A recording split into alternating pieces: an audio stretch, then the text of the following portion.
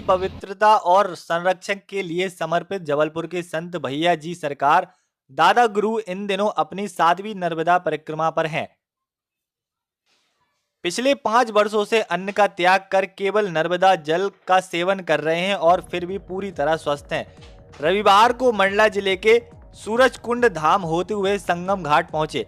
इस बार ये वायु परिक्रमा कर रहे हैं, यानी संध्या आरती के बाद केवल एक गिलास नर्मदा का जल ग्रहण करते हैं और पूरे दिन वायु को ही आहार मानकर यात्रा कर रहे हैं। अद्भुत है उनकी ऊर्जा और साधना।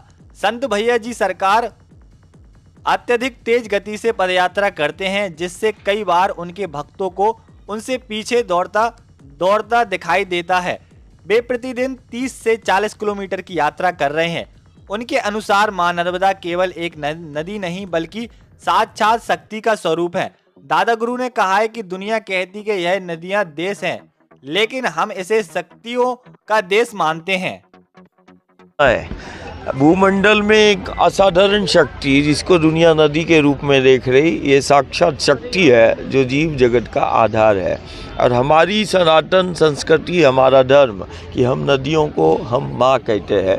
हमें तो गंगा के रूप में, नर्मदा के रूप में, गोदावरी, कावेरी के रूप में हमें वो शक्तियाँ प्राप्त है। दुनिया कहती है ये नदियों का देश है और हम कहते हैं ये शक्तियों का देश है। हमने गंगा को, नर्मदा को, गोदावरी, कावेरी, तो ये हमारे लिए नदियाँ नहीं, ये जीती जागती हमारे लिए शक्तियाँ हैं। और ये दुनिया में एकमात्र नदी के रूप में एक ऐसी शक्ति जिसकी व्यक्ति बड़ी उमंग उत्साह के साथ परिक्रमा करता है। मतलब दुनिया का वो असाधारण पथ जहाँ चलना साधना कहलाती है। एक ऐसी साधना जो माटी से, अपनी संस्कृति से और प्रकृति के निकट उस घर परिवार समाज को लाती है।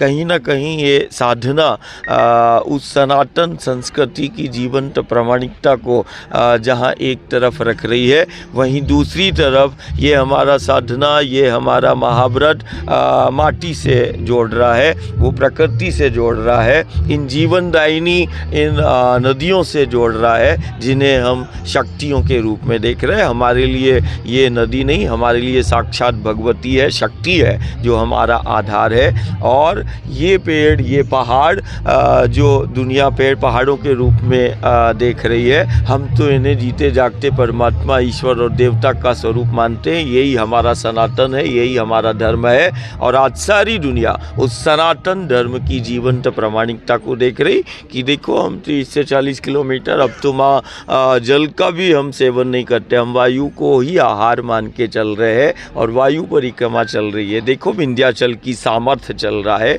देखो ये पेड़ पहाड़ों की सामर्थ्यता है। ये माँ के आंचल में जो जल के रूप में है, ये जल नहीं, ये शक्ति है कि वो शक्ति की जल की एक एक बूंद में समाई शक्ति है। तो जहाँ ये साधना स्वच्छता, पवित्रता और संरक्षण, संवर्धन का संदेश दे रही है, वहीं देश और दुनिया को, गांव नगर को इस सनातन की जीवंत प्रामाणिकता को रख रही है। प्रयागराज महाकुंभ को लेकर, हाँ देखो कुंभ हमारा संस्कृति है। एक दोनों तरफ देखो, आज सारी दुनिया की नज़र यदि सनातन की जीवंतता को देखना है तो आज दुनिया गंगा के तट को देख रही है कि गंगा के तट पर सनातन और इस धर्म और इस संस्कृति की जीवंत विराट स्वरूप को देख रही है। वहीं दूसरी तरफ नर्मदा के पथ पर उसी सनातन धर्म की जीवंत प्रामाणिकता को देख रही है। तो यदि यही हमारी संस्कृति है, यही हमारा सनातन है कि दुनिया के लिए उसको लग रहा है कि एक नदी के द्वार पर करोड़ों लोग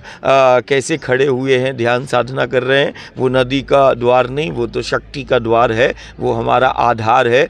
तो गंगा के पथ पर उसी सनातन की विराटता को दुनिया देख रही है और उसी समय इस नर्मदा के पथ पर उसी सनातन धर्म की जीवंत प्रामाणिकता को देख रही है। दुनिया देख रही है कि कैसे वायु पर चल रहे हैं, कैसे जल की कुछ बूंदों को ग्रहण करके चल रहे हैं। ये विंध्याचल सतपुड़ा की सामर्थ्यता है, ये सनातन की सामर्थ्यता है। और कहीं ना कहीं ये साधना और ये व्रत उस सनातन धर्म और संस्कृति और माटी से जोड़ रही है। वहीं इनकी अविरल धारा को और इसकी निर्मल हो, इसकी धारा अविरल इसकी धारा हो, जिसको हम गंगा नर्मदा कह रहे हैं, उसका संदेश भी दे रही है। और बहुत उमंग उत्साह से गांव घर इसमें जुड़ रहा है।